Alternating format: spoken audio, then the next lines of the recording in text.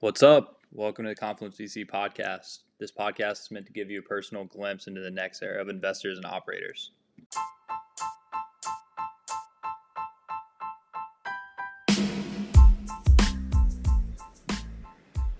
This week we held on Asher Kraut with Starburst. Starburst is a global accelerator that focuses exclusively on aerospace, aviation, and defense. Within his role, Asher leads up deal flow and he spends his time sourcing and evaluating the next wave of companies looking to make real change in the world. In this talk, we discuss building a defensible market position as an accelerator, accessibility, diminishing costs, and lack of competition, leading to more opportunities within space and defense, focusing your time on problems we're solving and flaws within the venture and startup world. Everybody, welcome to the Confluence podcast. We got a dear friend of mine, Asher from Starburst.era, one of my favorite firms. They do a ton of work in aerospace, defense, and really just like what venture, when I grew up, what I think venture or thought venture should be. Like they're actually investing in the future and things that like you really couldn't imagine. So we got the homie here today. He's going to take us through some of the things that he's interested in, give us a little bit of background. And man, how about you kick it off? Because I'm just excited that we finally got you on here, especially with some of the really cool projects that you're about to release. So. Yeah, definitely. Stoked to be here. Excited that we finally got it together on the schedule. I guess I'll give a little bit of a brief intro on myself, even though it's not quite as interesting as some of the other guests. But so originally grew up in New Jersey and lived in the New York, New Jersey bubble my whole life. Came from a pretty financial heavy household. My dad traded options. He kind of ran his own boutique firm for most of my life. So I think growing up, naturally, I had an affinity for that high risk, high reward, stressful environment, largely because that was just all I knew. I don't know if that was really emotionally attractive to me, but I thought for a long time, similar to a lot of people that I'm sure we all know, was going to work on Wall Street, was going to do the investment banking grind, Goldman Sachs internship, and then get a return offer and go grind for 2 years and then figure it out from there. And so that was very much so my plan. I really wanted to go to U Chicago to start. We would have kicked it out there. That would have been beautiful. Exactly. I'm the youngest of 7 also, as a quick side note, which I feel like has become a character trait of sorts. One of my siblings lives in Chicago. I also had some weird personal obsession with that whole where fun comes to die saying. I thought that was cool for some reason. And so when I didn't get in their early decision, changed the cards, I started looking out west and got into UCLA, got like a pretty nice scholarship. Went to go visit for the first time, and it was pretty hard to resist. So it was perfect weather in the middle of November when there was a snowstorm at home. So moved out to LA, lived there ever since. And I think one of the important things I will note about my first couple of weeks in LA was I remember being with my father, and he was helping me move in, all that type of stuff. And it was some random Tuesday afternoon at 1 p.m. And we went to go eat lunch, and it was like packed. Everyone was eating outside, enjoying. It was nice out. I didn't really think much of it at the time, but then we went again to lunch the next day. Same thing at 1 o'clock. Like these are business people outside, like eating lunch casually. And I remember saying to my dad, "What do these people do? I don't understand. Everyone has so much money. No one works." That kind of opened my eyes to there are different lifestyles out there, and there are different careers than the 5 or 6 that I previously knew existed. So yeah, you guys know this story, you've heard it before, but pretty much the next 2 to 3 years was just filled with a ton of personal exploration, a ton of travel, a ton of different startups, trying to get my hands dirty on whatever I could. A couple of friends and I were working on a startup of our own at the time that thankfully we never raised money because it really wasn't a good idea. You got to tell us what the idea was in like 30 seconds. Yeah, no, you've been out to a group dinner before where you order a side salad and your friend gets a steak, and then for some reason you're paying $50. So it's basically a mobile application that helps alleviate that check splitting process. Mm-hmm. I think we were naive to think that we had some unique take on that and someone would want to use that instead of just Venmo.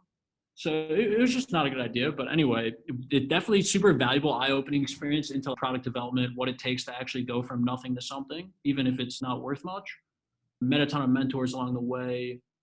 And then really just became obsessed personally with UI UX and diving deep into how do you solve a user's problem and how do you solve any problem for that matter. So I knew I wanted to get into some type of accelerator type thing.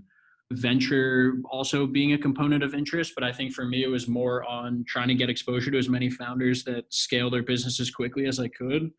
I very much so still today look at life as an opportunity to gain whatever skills you want to gain as fast as you can, and you're just always against the clock. So I think being at Starburst, being in such close proximity to people literally creating the future on a fast time scale was really attractive. I originally got introduced through a UCLA career type thing. So it was very much so by chance, but I would say that I wasn't originally looking. My other alternative is I really wanted to go potentially work in big tech and do UI, UX or product management, and then realized like, why would I want to do that? So that was when I found Starburst. It was just by chance. I had no idea what they were even doing. At the time, I had no idea what aerospace was. And yeah, maybe I should dive into what we do and what we're all about right now. Hey, give us a quick download, man. I think a lot of people will be excited about what you all work on. Yeah, so Starburst has been around for about 4 or 5 years now. Originally started in Europe, Paris more specifically, as a aerospace and defense focused consulting firm. One of the co-founders, Francois, was working for a long time at Oliver Wyman, big consulting firm out there, and essentially decided there is huge innovation happening in the space. Startups are coming online like we've never seen before due to a lot of, one, geopolitical reasons and also technological reasons that we'll dive into later. But anyway, so the business started by offering really tailored technology scouting to organizations like Airbus, Thales, Safran, Northrop, Raytheon, Lockheed, and eventually scaled to working with government clients as well. So we're now working with more than 50 plus global A&D organizations and even some automotive as well as government agencies. So I work pretty closely with NASA myself. We work a lot with JPL, Space Force, Air Force, and they'll come to us with some focus area that they have, say that they're pursuing some large government contract and say, we don't have the capability internally to build this. Who are the startups out there that are working on such technology? And we need to meet them ASAP.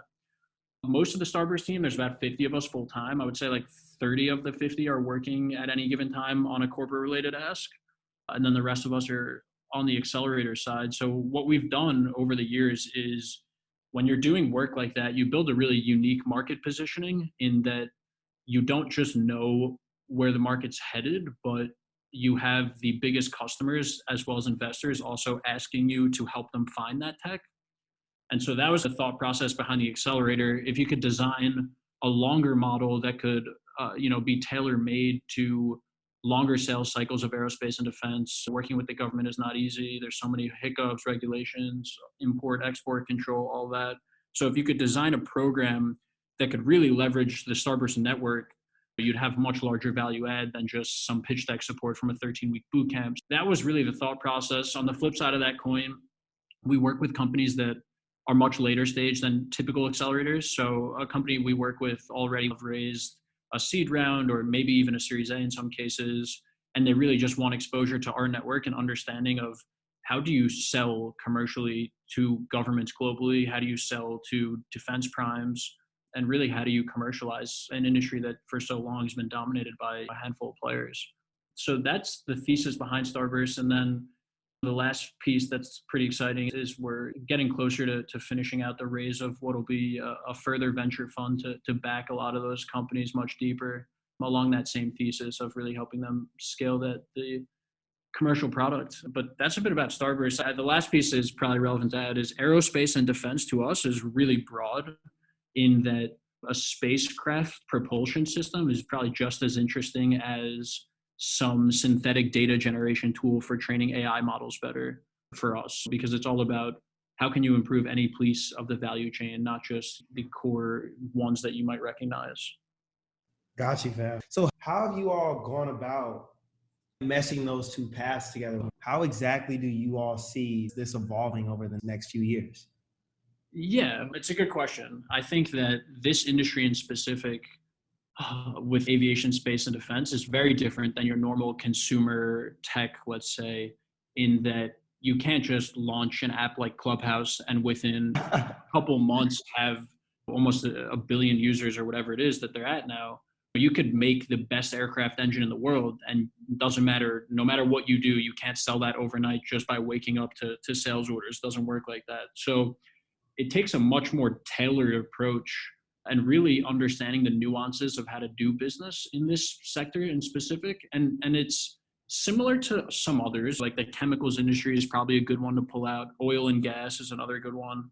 But I guess to answer your question most directly is that we look at it as there is supreme market opportunity to really two flip sides of that coin. I think there's two main components you need to get real conviction behind what we're doing at Starburst. And I think one is that you believe legacy industry is under attack by startups and new players just because they can move more agile. They don't have to deal with the innovator's dilemma. They can be cheaper in their, design of their products, and they can have a leaner team and all those things that you've heard before. But I think the other component that's probably a lot more interesting is that the next war will probably be fought in space in some capacity, whether that be due to adversaries hacking satellites that we have and other space-based assets. I don't think you'll see astronauts actually fighting in orbit. Maybe you will, though. But I don't know. Y'all invested in what, like Red 6? Yeah. It's in-flight AR combat training, which I'm thinking now about how that could be applied to space.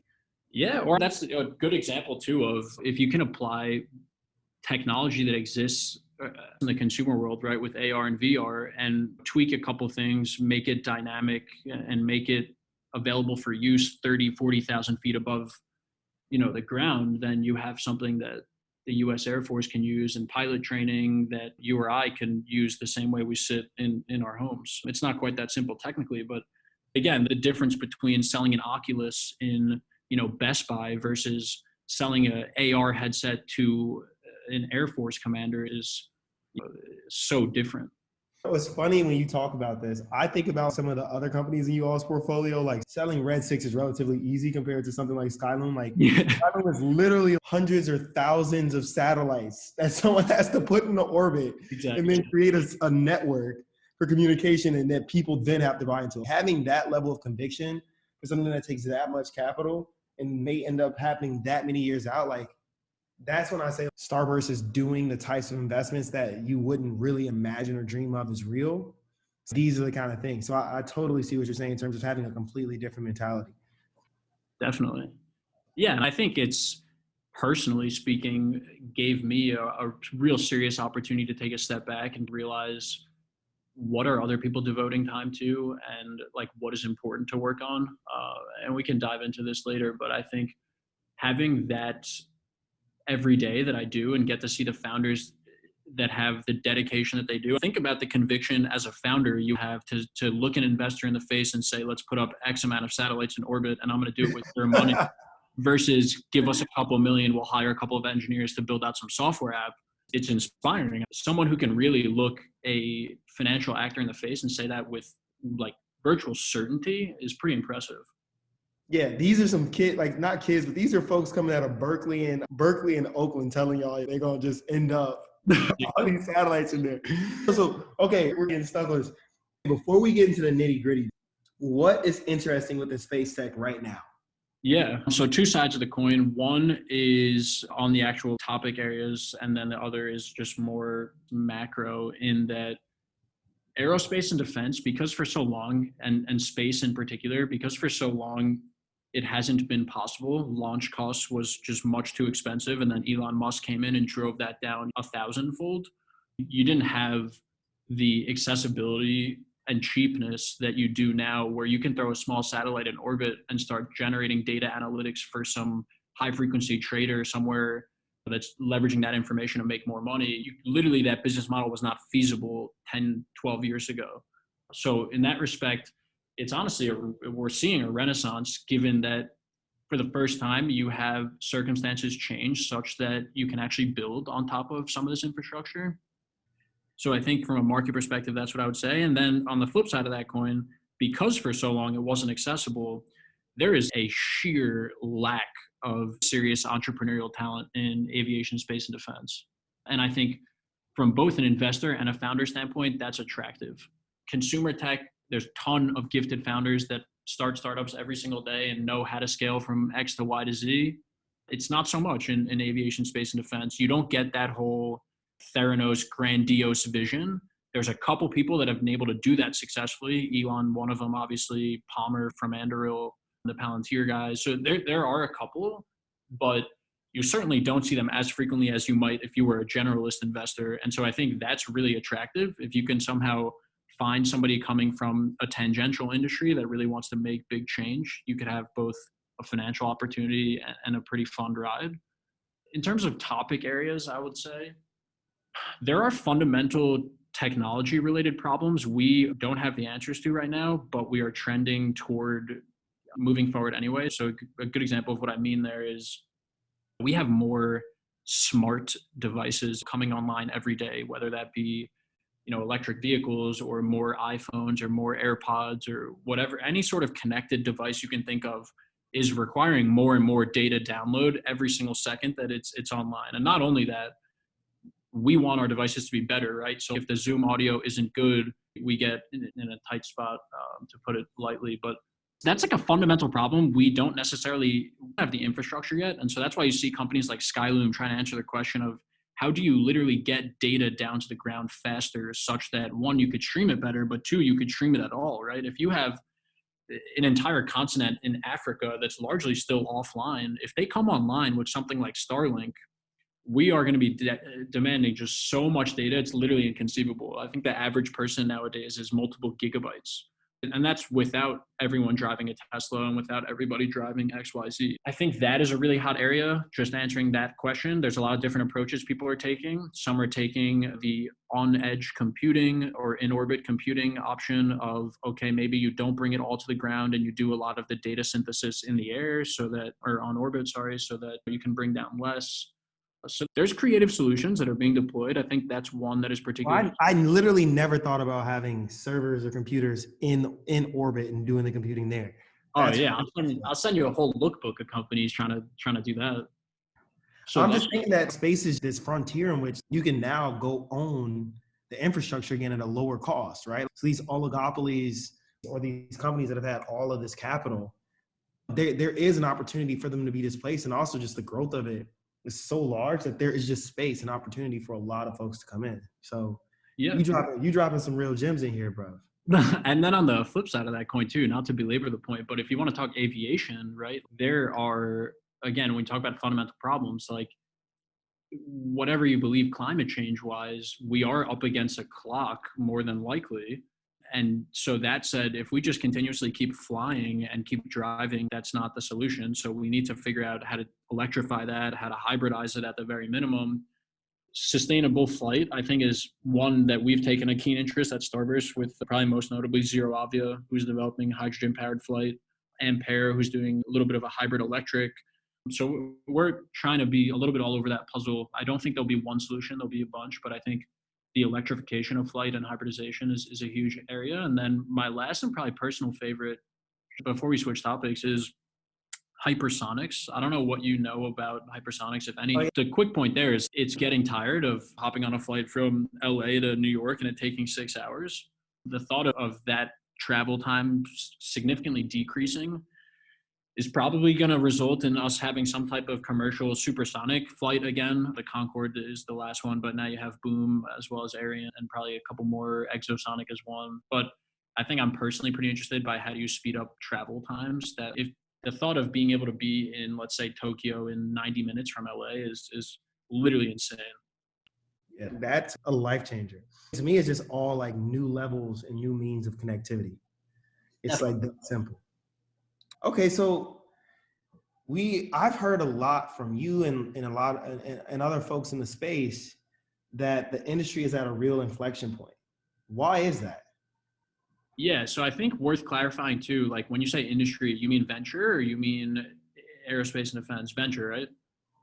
I think a little bit of both. Like I think aerospace is where you can see the angle from. I think a big theme that me and you have talked about in the past is just like venture itself is on the brink of seeing the boring startups become like old news, and you're going to start to see like real venture again. Like the world might start to get exciting again. Like it won't be like you just keep finding ways to increase processes within enterprise infrastructure, which like is a lot of what I've invested in. So I'm bashing myself in this. Yeah. I've also invested in some really interesting stuff. Like my first ever investment with Joe Lonsdale was a flying car company, Joby Aviation. So which just bought Uber Elevate, which is cool.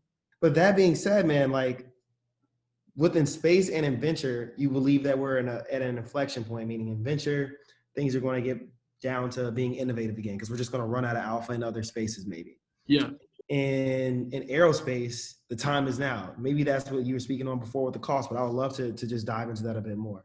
Yeah, so a few fundamental components that I touched on earlier within aerospace, and if you want to talk space specifically, the cost of launch, it was previously $50,000 plus per kilogram to launch. That's what NASA was paying. SpaceX is primed to drive that all the way down to 200 and maybe even sub $100 per kilogram.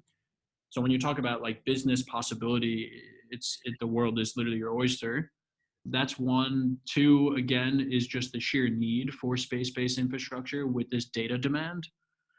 And then I think three is the implications of not getting space right for any of these allied nations, whether it be the US, the UK, France even. And when I say not getting it right, meaning losing out to China or Russia, our kids could have like really a significantly different life than us in terms of growing up if that were to happen. So I think there's a little bit of a geopolitical component too that's forcing a lot of entrepreneurial innovation in the space. And so with that, the government, in particular in the US and the DoD, is investing billions and billions in years and billions per year into various startups, hoping that they can diversify the supplier base, not just be overpaying from the same five primes they've been buying from for decades.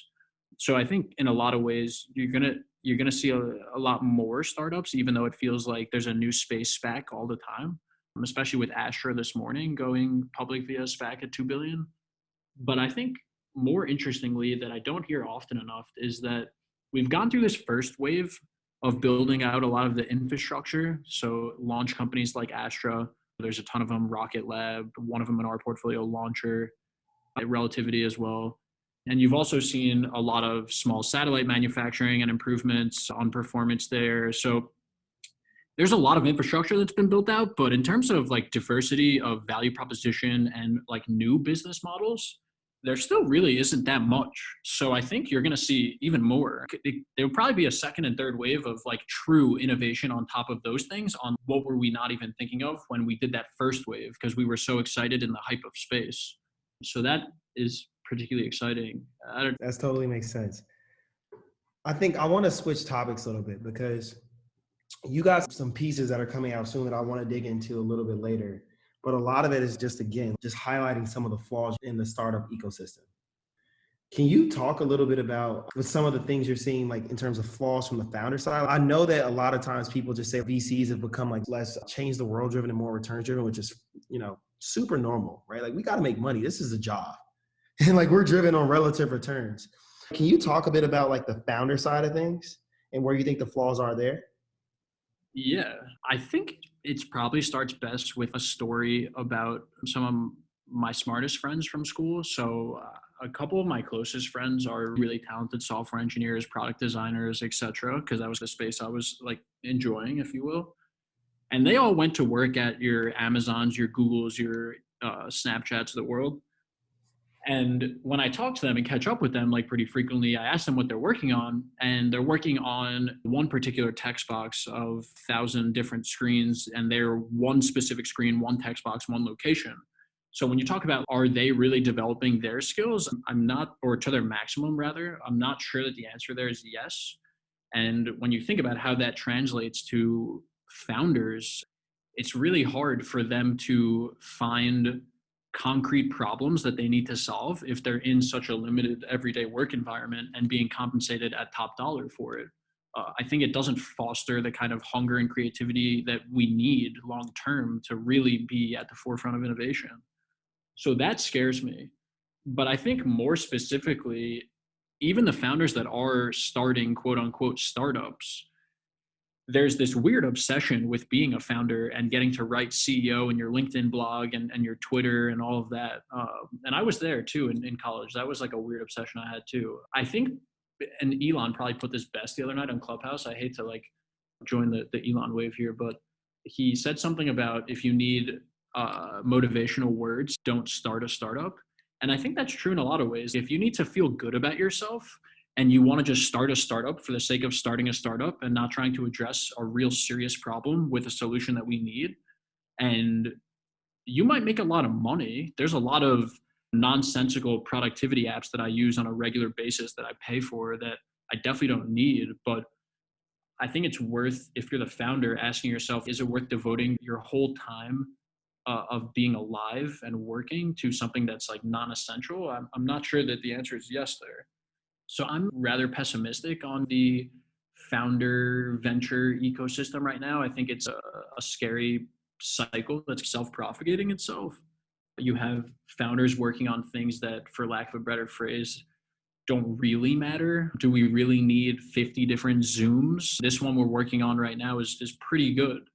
So when you have that type of situation and then you get consumers who buy into it off the hype because investors are propping it up and they're putting big money into it, and you're seeing a TechCrunch article that's talking about it, and then you're seeing a promoted Facebook ad, it's really an endless cycle that I don't think ends well for the average everyday person. One, will be in the same spot we're in 20, 30, 40 years from now.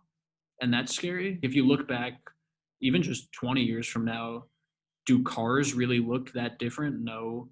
Do laptops look that different? Yes and no. They're sleeker, they're cleaner, but I would say they're largely similar. The iPhone is like a one-off iteration of the BlackBerry, which was 15 plus years ago. The iPhone's largely been the same for 15, 18 years. So we're at risk of waking up 10 years from now when we have kids and like realizing, wait, we actually just didn't do that much. So I don't know. What's your thoughts on that? Do you not, or does that not scare you? Yeah, I find that we live in a world right now where a lot of people, like, and I'm going to just take this out a few levels. Yeah. Right? There's one component in which people are constantly trying to figure out what the drivers are of success, happiness, etc. And that oftentimes in the society that we've been taught to live within comes down to capital and accumulation of such capital. And I think that oftentimes solving real problems is not the fastest way to get to capital, at least in the world we live in today, which means that we just need to realign incentives. And we can dive into that.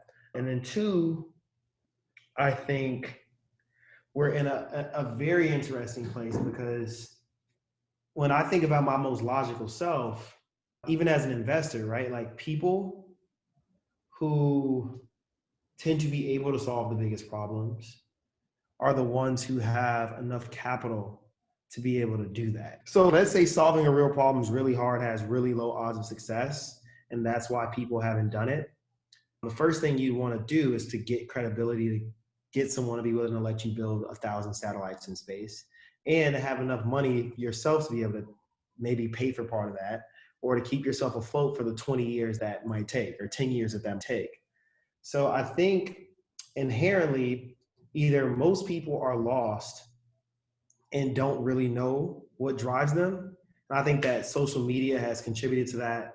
I think that the quote unquote American dream, and now really the global dream, because it's been sold the Western dream, which is based on a lot of BS, keeps a lot of people out of the mix. And then the most logical folks, like, they're going to go for the low hanging fruit first. And the question is, how many people who go for that low hanging fruit and then are in the position to win, or those who truly are willing to like sacrifice it all, like how many of them are then put in a position to have the knowledge of the problems that truly need to be solved?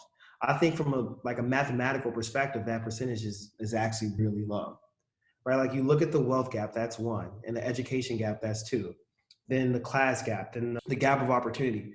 These things are all very difficult. And I think that if we as a society, because I think this is all societal things, if we as a society shifted what we valued and what we push through the media streams, and which has been happening a bit over the last few years, then that will start to change things from the ground up and just reshift the American, Western, and global psyches. And I think people like you doing some of the kind of projects you're doing and the interviews you're doing, and people like Elon Musk, who's become a celebrity, like these people are shifting that, and I just hope that it continues. But I am aware that where we ended up today is tough. Yeah, I hear that. I think I would say two things in response to that. One is that even with someone like Elon, he's become a celebrity, but I would argue like the Clubhouse the other night highlights the reasons that he's a celebrity to some for a completely different reason than what he is to most. He's the guy that wants to get us to Mars. And they spoke about that for a long time, and that's cool. And that's fascinating. But like, when I look at that guy, I literally look at him as somebody who quite literally created an industry. For the lack of a better phrase, like he successfully, through his vision of SpaceX, created the space industry. And that's different from let's go to Mars. One of them is real opportunity maker. The other one is a long out there dream. We're still, years away from doing that. But on the one hand, he, within 10 years, maybe 15 years of starting this company, quite literally created trillions and trillions of what'll be GDP growth. That's insane.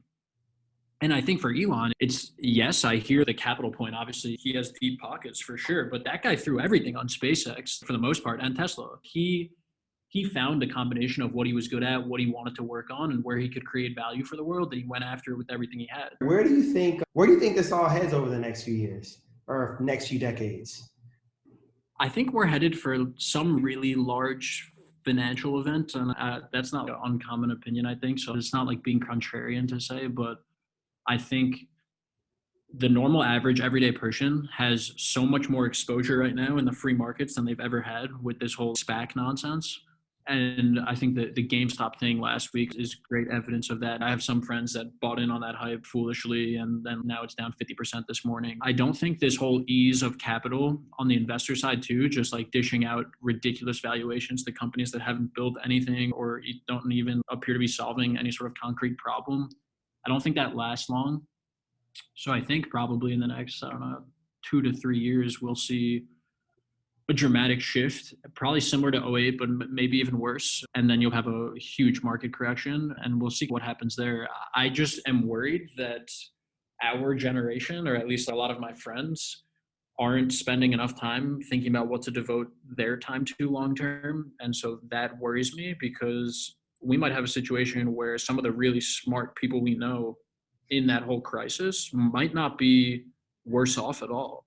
Like some of my friends working at Amazon, etc., like we might go through that whole crisis and then be completely unaffected financially and then just continue on the status quo. And that's scary because those are our really smart people. I don't know. It'll be interesting. I really don't know the concrete answer.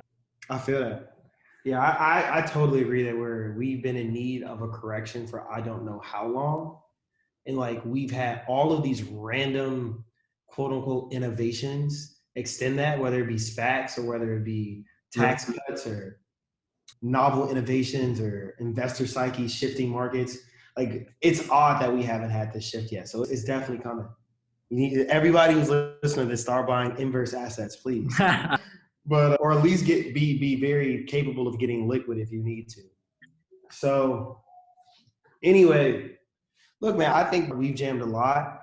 Like me and you just talk and kick it and talk about a lot of things that we can go further on here. But what I'd love to do is let us hear Clay's voice a bit. Take us through the quick fire round and then let you ask us a question or two if you want. Cool. Yeah, should we do these at the end? Meant to be answered in 2 sentences or less. So first question we have is, what's a recommendation you hear regularly that you think is bad advice? Yeah, that's a good question. So it's something that I still hear even from my coworkers, which is that I don't know that it's a piece of advice that anybody ever gives, but it's just a known thing, which is that when you're younger, you should like not be working 100+ hours per week. And while I don't think that's true, I think it's really bad advice if somebody is like overemphasizing this whole like life-work balance when you're young. I think if you're below the age of, 28 and you're working certainly less than 55 hours a week, I feel like it's a waste of time in the sense that it's going to be very hard for you to activate that grind as easily as you can at that age. And if you're not doing that when you're younger, like it's going to be really difficult to flip the switch. So I think you want to work a lot harder than people really think that you should when you're young, at least. Totally. I feel like that was one of those issues that was discussed so heavily like around this time last year on Twitter, and then everybody dropped the conversation because we had the whole pandemic, which kind of overshadowed that. But yeah, no, I think it's good advice. All right, next one. In the last year, what new belief, behavior, habit has most improved your life? A lot of people have said long walks, so I'm not going to say that. Probably just really being skeptical of everything I hear, read, and even say myself, like always continuously doubting. I feel that has brought me into some of the most interesting conversations. So just continuing to do that every day, I think is tremendously valuable. So it doesn't matter what I read until I meet them. Like I try not to believe it, not because I think that they're wrong, just because I don't know what angle they wrote that with. So that's definitely one new thing I've been consciously trying to do more of. Yeah, totally makes sense. All right, next one. Aside from having to say no all the time, what's the worst part about venture?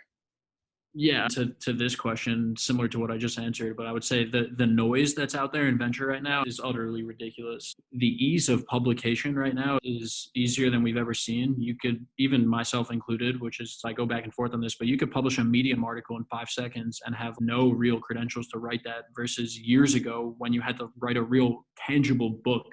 That took a lot of more work and respect that you needed to get that done. So I think for an example, without using names, is a couple weeks ago, we interviewed a kid to potentially intern with us. And a couple hours before that interview, we read a Medium article about something he wrote about how to break into venture and like different things you can do in venture when you're young. And it's one, what do we know, let alone what does he know? So I think just like consciously filtering out that noise, trying to make sure that you're staying laser sharp on whatever it is you're focused on and not letting anything bend that.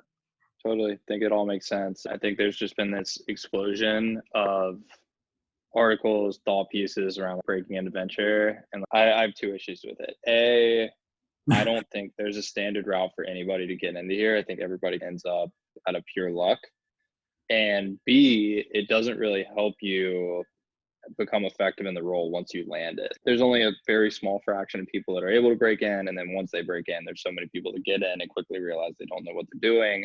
I was one of those people. I think I'm still one of those people, just trying to filter out all the noise, find what actually matters. To actually spend your time reading is super valuable. That's all I'd say. Good piece of advice there. All right, got two more quick questions for you, and then we'll hand over the mic to you to ask questions. So next one, what's your best piece of advice for junior VCs or those aspiring to break into venture? I'm realizing this could be pretty closely related to what you just answered. Yeah, maybe it's more related to an earlier thing I said, which is I think my biggest advice is if you're really a young person and your goal is to quote unquote break into venture, I would probably take a long, hard pause and think about what are you trying to achieve by doing that. People are right now falsely associating venture with an attractive asset class and it's a really good financial prospect and oh like you can get exposure to founders and all of this and I want to be working on a variety of topics. But I think if your goal is to learn how to like scale a business and all of that, then you'd probably be better suited if you want to break into venture working at a smaller fund where you really get a very hands-on experience. And it's probably something you both probably feel passionately about. But I just think that whole zeitgeist of, oh, I want to break into venture. Let me read as much material as I can on it. I actually don't even know if that's valuable. Maybe it makes more sense to go work at a startup and we'll reflect on it in 15 years from now and decide what was best for us. But it might make more sense to go work at an early stage startup. I don't know yet. Yeah, totally agree again. All right, last question here. Who is a mentor that you'd want to give credit to? Could be more than one as well. Yeah, I feel like I got to follow the theme here of not answering in 2 sentences or less. So I'll probably give you 2 or 3. The first one is one of the co-founders of Starburst, Van. He's the epitome of break the system and don't believe anything they tell you, and not in a weird freak show way, but in a way of if you're after material wealth and what people identify as value, you should really question what you're doing every day because that's a really boring life to live. And if you want to make real change, you have to figure out where it is you can create value for the world. So I think Van, obviously through his like literal mentorship, has been invaluable, and just being able to listen to some of the outlandish nonsense I probably fed him early on when I was pitching myself to him is insane. And then I would say on another one that I work most closely with is Benjamin from Starburst. He manages our whole portfolio and the accelerator program at large. That guy is not impressed by most anything. So if you impress him, you're doing something really right. I would say he's been a great mentor in understanding what is quality and what isn't, and what you should expect out of yourself. And then the last one I'll give you is one of my best friend's father, who's the CEO of a company called C-Spine that's publicly traded. He didn't become CEO of a company till 25 years into his career. And so I think one thing I really value about him is he understood what he was after, which wasn't the CEO title. He really wanted to get to a spot where he felt like it was the right time for him to take the keys and not just be that overwhelming, I'm a founder, I'm CEO, let me put it in my bio right away type thing, and let that come naturally while seeking out valuable lessons. So I respect him, and he's, been willing to pick up a phone call whenever. So he's a great dude. Love it.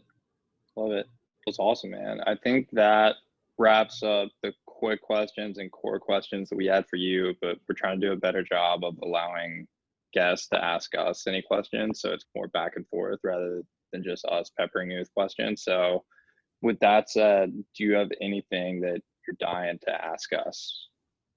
Yeah, I would say, given that I've listened to the podcast a bunch and people have asked you, why did you start Confluence? And your answers are usually, we wanted to learn from the best or learn from other people, etc. I would take that one step further and be curious to know, where does this lead, in the sense of, let's say you do accumulate a lot of this knowledge, in your own professional and personal lives, what do you want to be doing long term? Let's say you get all the valuable investors you can, you speak to people that are way more accomplished than I, and you learn a shit ton. Where do you go? That's a really good question, and I don't know if I can answer it succinctly yet. But I think short answer, really condensed, is just build up as much goodwill as possible without being self-promotional, and just be a resource for a bunch of different people within the industry. Build up goodwill, have people trust us, because I think this is a really long game of accumulating trust from people we know and respect, and eventually see what that leads to, whether that's figuring out how to invest in stuff directly ourselves, joining another startup that we think is really going to the moon and we want to get in early before it's obvious to everyone else. I don't know if that's a clear answer or not, but I think short term, I haven't defined exactly what this leads into, but I think over the long term, it's just developing and building more trust and goodwill with a group of people that we know and respect. That's a fluffy answer, I know, but this man Clay, keep it close to chest. Wait, we got to talk to PR about that. No, I'm kidding, dude. I don't know where I think this will go, but what I will say is that VC is about networking and genuine connection, both on the founder side and the venture side or the investor side. And my vision and my goal would be to help as many people on both sides of the spectrum as possible. I guess the thesis on goodwill for Clay. And then just let this be a place where everyone comes to make themselves better. And in doing so, we'll see, man, maybe it'll become a fund one day. Maybe me and Clay will go together and join someone's fund and we'll build on top of their fun. But I feel like we can do that in our 40s or 50s. Let's find a problem to solve first. Yeah, I agree. I'm actually really interested in doing EIR programs. I'm really interested in finding an incredible founder and just going to build that. I don't know when I'll go do it. Maybe tomorrow, maybe in a year. And I'm not going to delete this from the podcast, so it's out there now. But I agree. You're actually a very inspiring person. This conversation is just making me think a lot about if we are as smart as we think we are, and we're dumb VCs, so we don't think we're that smart, but we probably should be dedicating our time to something more meaningful. Something to think about. But fun conversation. I appreciate you guys having me on. For sure, man. Sending love, and thank you so much for coming through. Appreciate you, and an awesome conversation. Definitely a lot of fun. Later, guys. Later.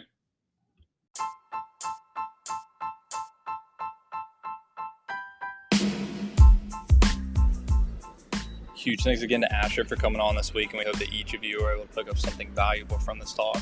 If you're looking to link up with Asher, we've linked his social profiles within the description below. You can find his contact information within the Confluence VC directory. For next steps, if you're an investor and have not already signed up to join, we encourage you to check out our website at www.confluence.vc to submit your info to become a member. If you have any feedback for us, please feel free to reach out directly either to Tyler at tyler@gpv.com or myself at clay@bunkercapital.com. Hope to hear from you all soon.